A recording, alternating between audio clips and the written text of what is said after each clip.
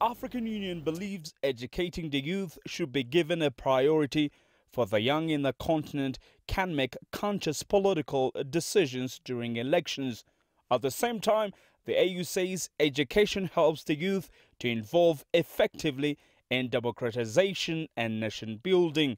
We believe that emphasis needs to be placed on education to ensure that youth have access to school, that they can stay in school, and that they can make political choices that are well-informed. Since the adoption of AU Charter on Elections and Governance, the African Union believes its efforts in democratizing elections in African states and making them fair and equitable are bearing fruit. A majority of our countries used to run elections through government ministries. And the Charter has brought in a new culture, political culture, where government has been asked to, give up this responsibility to an independent institution.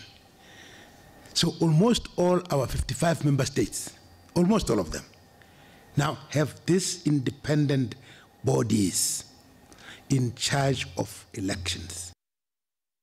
The participation of the youth in observer missions during elections, in governance, and opening more political space for the women and youth in Africa is what the continental body is aspiring to practically see inside the political system of the 55 member states of the African Union.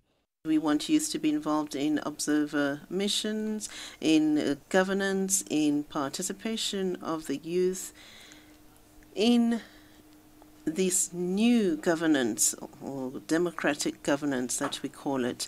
We are looking at the shared values throughout the African continent and how the youth can play a role. The AU believes democracy, peace and development cannot be the preserve of the state alone. These three major imperatives for continental unity and integration in Africa should be the joint responsibility of the state, civil society and the private sector working in concert. Many argue, based on the current political landscape, this definitely takes significant amount of time before it becomes a reality in most states in Africa.